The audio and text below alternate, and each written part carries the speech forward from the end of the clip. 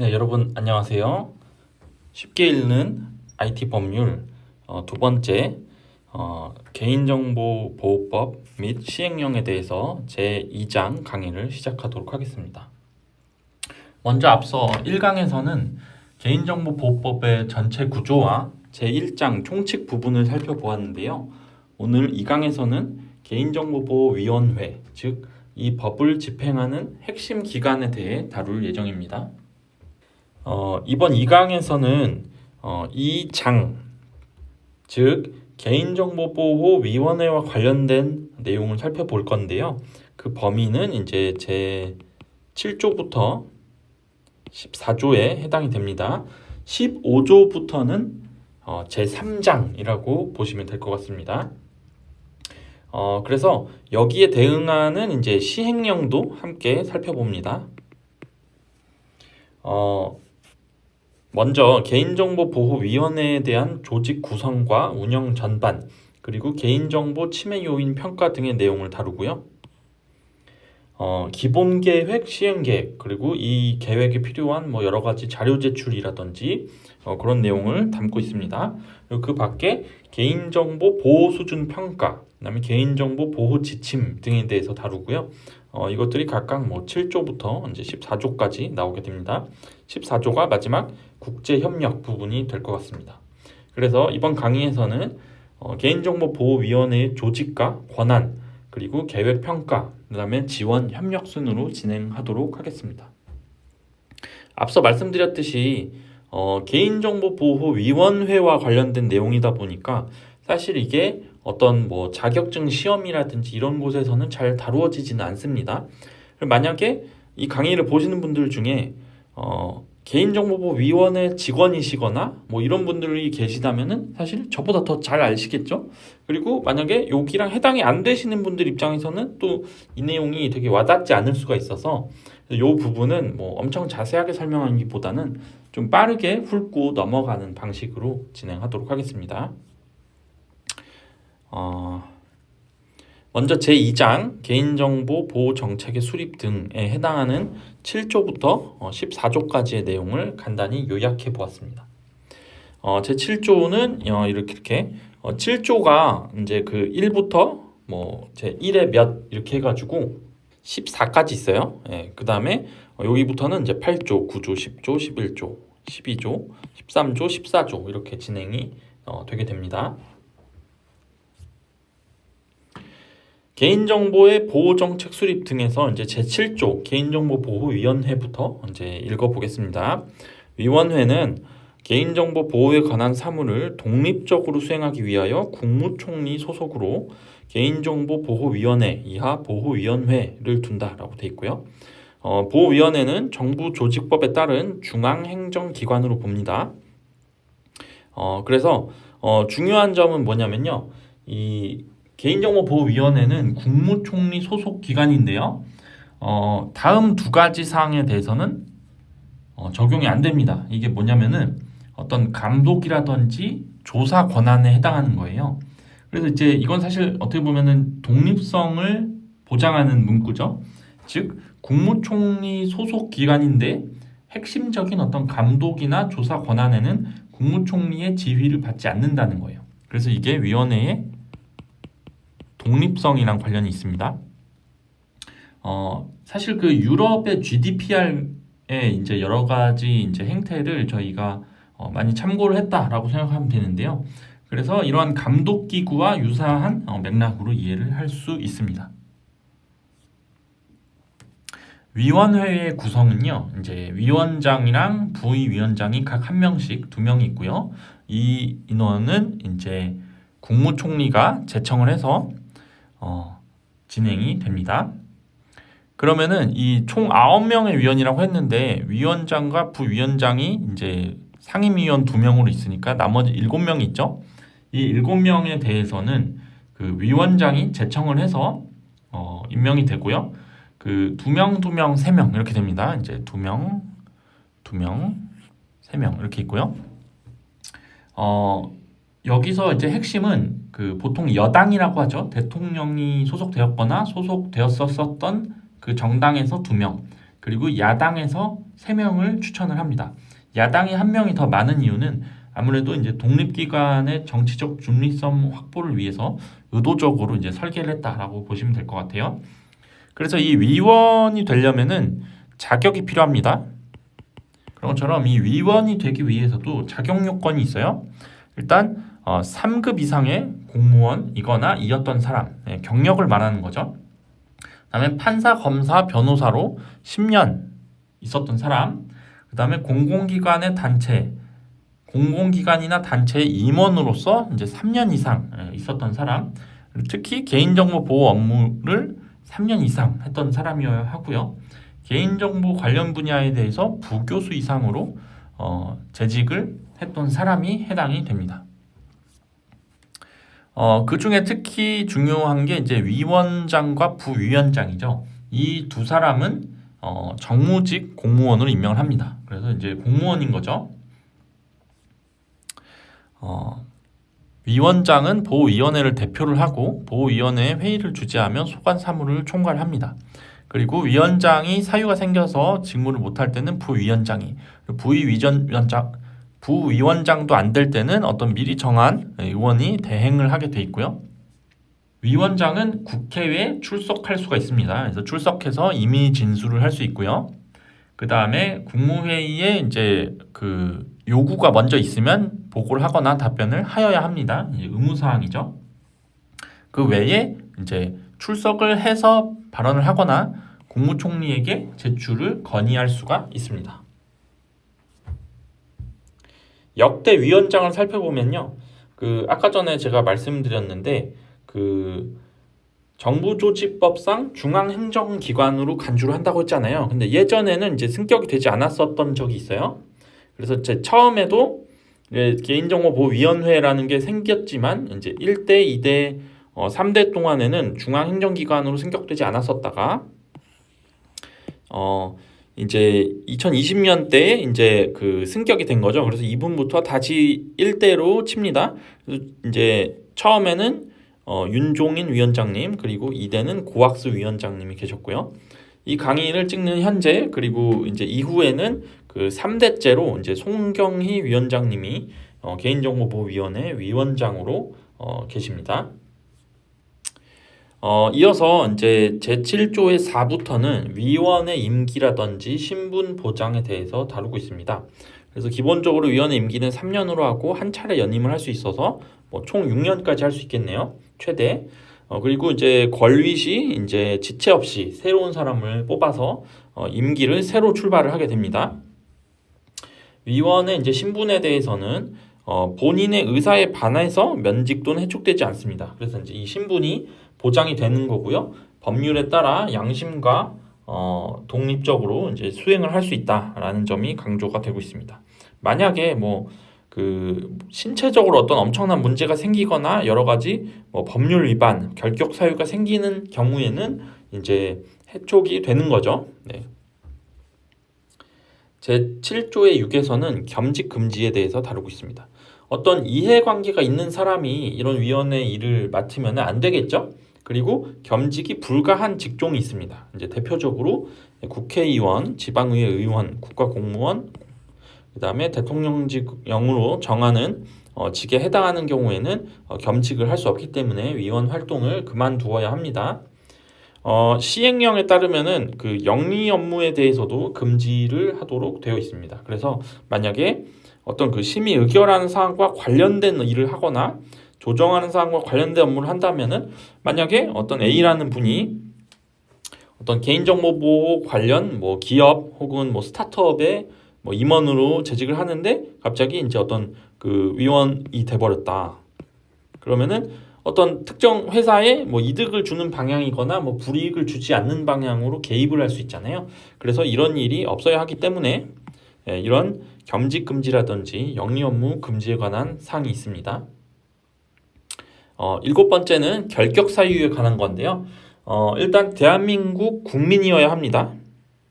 그리고 국가공무원법이라든지 정당법에서 얘기하는 어떤 사항에 해당이 되지 않아야 위원을 할 수 있고요. 만약에 여기에 걸리는 게 있다 그러면은 퇴직을 하게 됩니다.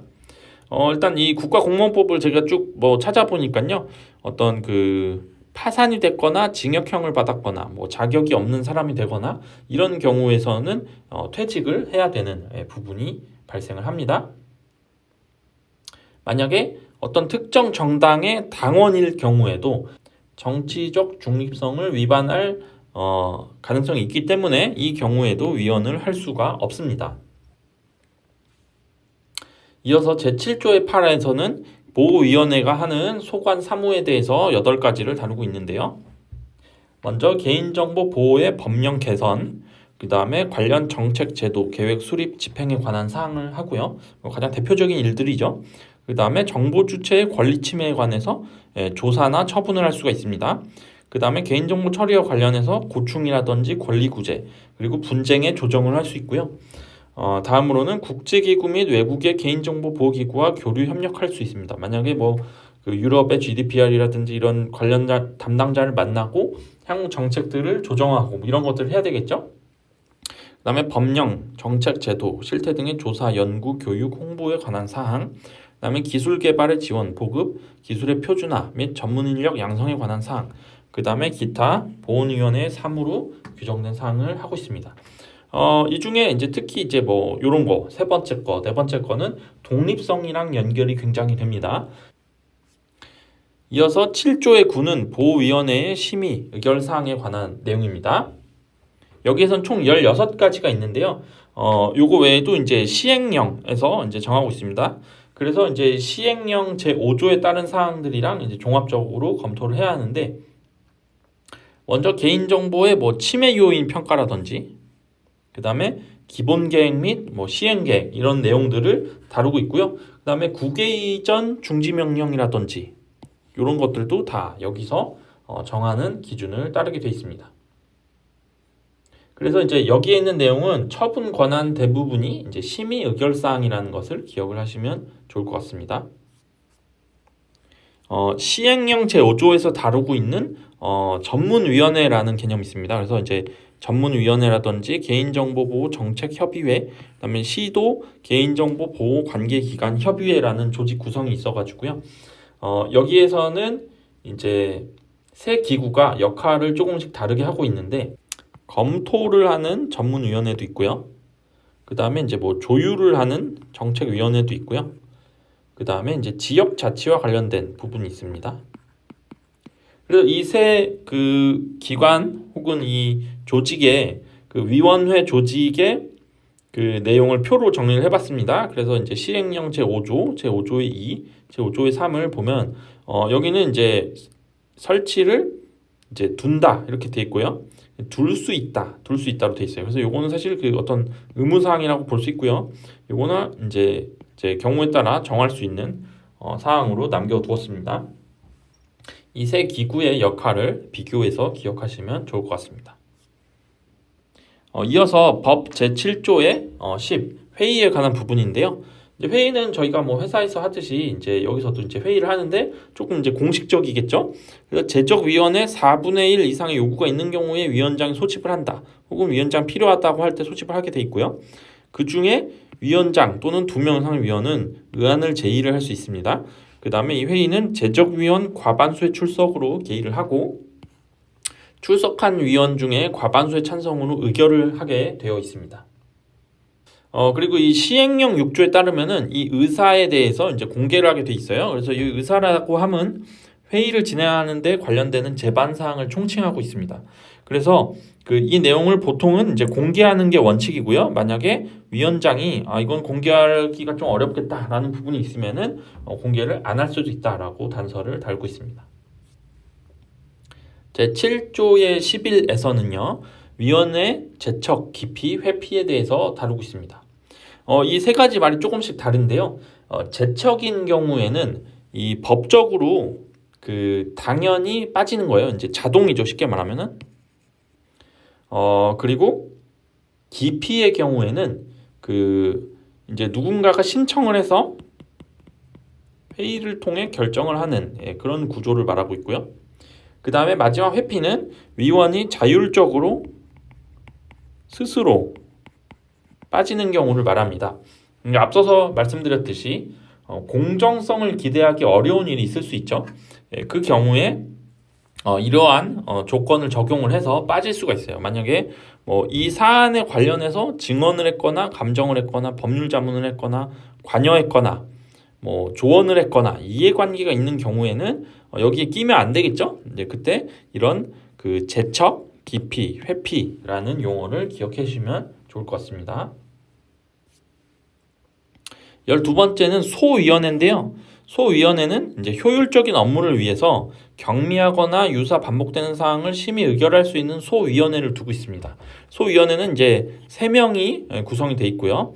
여기에 대해서는 이 3명이 결정을 하면 9명이 한 거랑 사실상 동일한 효과를 갖습니다. 대신에 얘는 전원의 출석과 전원의 찬성으로 의결을 하게 돼 있고요. 3명이 모두 참석을 해서 3명이 모두 찬성을 하는 경우 이 9명이 하는 거에 이제 어떤 대표성을 띠게 하는 거죠. 그래서 실제로 개인정보보호위원회 홈페이지에 가보면 여기 심의 의결 부분에 이렇게 그 위원회에 관한 내용이 있습니다. 그래서 1소위원회, 2소위원회가 있습니다. 13에 대해서는요. 13은 사무처의 운영에 관한 사항이 나옵니다. 그래서 조직의 세부 사항은 대통령령에 이제 위임을 하고 있고요. 그 대통령령을 따라서 이제 진행을 하게 됩니다. 그리고 보호위원회에 이제 사무처가 있는 거죠. 그래서 이 시행령 관련 시행령을 보면은 업무 수행을 위해 공공기관에 공무원이라든지 임직원 파견 요청을 할 수가 있고요. 그다음 출석위원이나 전문가에게 어떤 수당이나 여비를 지급할 수가 있는 어떤 그런 내용이 정의가 되어 있고요. 그다음에 여기에 보호위원회의 규칙으로 개인정보보호위원회 운영규칙을 정하고 있습니다.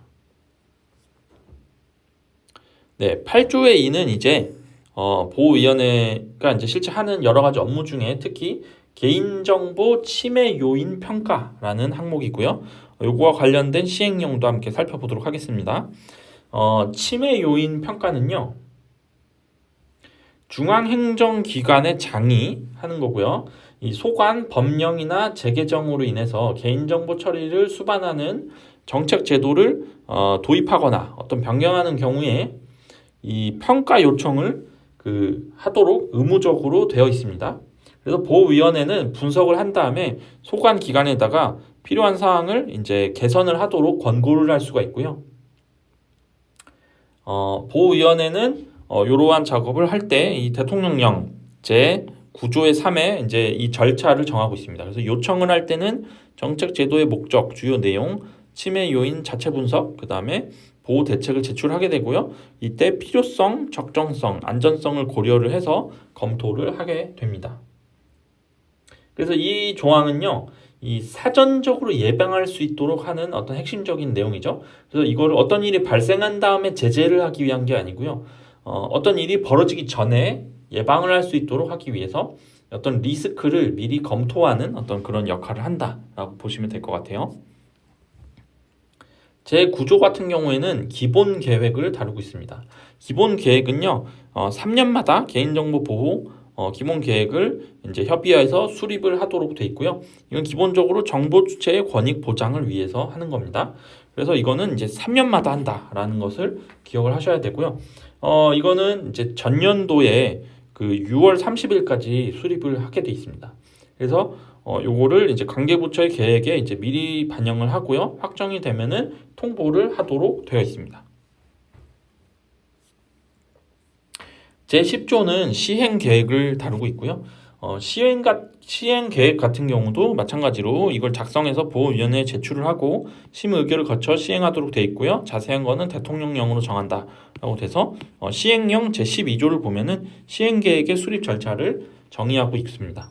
자세히 읽어보면은 매년 6월 30일까지 다음 해의 시행 계획에 대해서 통보를 하고 그러면은 관계기관의 장이 시행 계획을 9월 30일까지 제출을 합니다. 그러면은 보호위원회는 시행 계획을 그해 12월 31일까지 심의 의결을 하도록 되어 있습니다. 이러한 일정에 관한 사항이 이제 실무에서 굉장히 중요하기 때문에 잘 기억을 해주시면 좋을 것 같습니다. 11조는 자료 제출 요구에 대한 사항입니다. 그러니까 보호위원회가 어떤 기본 계획을 세운 다음에 이거를 하기 위해서 개인정보 처리자라든지 공공기관이라든지 이런 분들한테 실태에 대해서 자료를 제출하도록 요구를 할 수 있습니다. 아니면 어떤 의견을 물어보거나 이런 걸 할 수가 있겠죠. 그래서 이런 걸 기반으로 수준 및 실태 파악을 할 수가 있고 조사를 할 수가 있습니다. 네, 그래서 이제 요구 가능한 업무에 대해서 조금 더 자세히 살펴보면요. 다음 각호의 사항에 관한 자료의 제출이나 의견의 진술 등을 요구할 수 있다라고 돼 있을 때 항목들이 정해져 있습니다. 그래서 이제 뭐 개인정보 파일에 대해서 영상정보 처리 기기에 대해서 뭐 보호 책임자, CPO라고 하죠. 그다음에 이제 뭐 기술적, 관리적, 물리적 조치에 관한 사항이라든지 기본 계획의 수립 추진을 위하여 그 밖에 필요한 사항 등을 요청을 하게 돼 있습니다. 그래서 이걸 요구할 때는 필요한 최소한의 범위로 한정해서 요구를 하도록 원칙적으로 정해져 있습니다. 네, 개인정보 보호 수준 평가에 대해서는 이렇게 보호위원회가 평가 대상으로서 중앙행정기관이라든지 그 소속기관, 지방자치단체 이런 그 밖의 기관들에 대해서 평가를 해야 된다라고 되어 있습니다. 그래서 이 평가에 관한 더 자세한 사항은 대통령령으로 정하고 있는데 시행령 제13조의 2를 보시면은 5가지 기준을 제시하고 있어요. 개인정보보호 정책, 관리체계, 권리보장, 침해방지 등이 있고요. 이러한 사항에 대해서 인터넷 홈페이지 등으로 결과를 공개하도록 되어 있습니다. 그리고 여기를 잘한 사람은 우수 기관으로서 포상을 할 수가 있고요. 그 다음에 이제 개선을 권고할 수가 있습니다. 제12조는요, 개인정보 보호 지침에 관한 사항입니다. 이 사항에서는 그 주체를 정할 때 있어서 보호위원회, 또 중앙행정기관, 그리고 국회, 법원, 헌재, 선관위 같은 기관에 대해서 보호 지침을 표준 지침이라고 부르는 것으로 정해야 된다라고 되어 있습니다. 이 부분은 이제 자세히 보시면은 할 수 있다고 되어 있죠. 그러다 보니까 이거는 이제 권장 사항입니다. 그래서 강제는 아니다라는 부분이 있는데 이러한 부분들이 이제 미묘한 차이고요.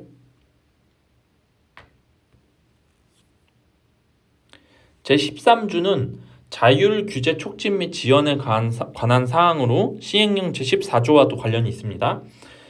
개인정보보호위원회는 5가지 사무를 하게 되어 있습니다. 그래서 보면은 교육, 홍보 관한 내용, 그 다음에 관련 기관 단체의 육성 및 지원, 그리고 개인정보 보호 인증마크의 도입, 규약 제정, 시행, 그 다음에 그 밖에 자율적인 개인정보 보호 활동을 지원하기 위해서 필요한 사항으로 되어 있고요. 시행령 제14조를 보면 예산의 범위에서 필요한 지원을 할 수 있다라고 되어 있습니다. 네, 마지막으로 이제 13조의 2 개인정보 보호의 날과 14조 국제협력에 대한 부분입니다. 여러분 아시는지 모르겠지만 이제 매년 9월 30일을 개인정보 보호의 날로 지정한다라고 이 법에 되어 있고요. 실제로 기사를 찾아보시면은 9월 30일 전후로 여러 지방자치 단체에서 개인정보 보호의 날이라는 것을 합니다. 이렇게 행사를 하고요. 국가와 지방자치 단체는 이 날이 포함된 주간에 이런 문화 확산을 위한 각종 행사를 실시할 수 있습니다. 그리고 제14조 국제협력에 대한 사항인데요. 정부는 국제적 환경에서의 개인정보 보호 수준을 향상시키기 위하여 필요한 시책을 마련하여야 한다고 되어 있고요. 또 정부는 개인정보 국외 이전으로 인하여 정보 주체의 권리가 침해되지 아니하도록 관련 시책을 마련하여야 한다라고 되어 있습니다. 그래서 이 조항이 이제 앞으로 3장에서 다룰 국외 이전과 관련되는 선언적 근거가 되는 거죠.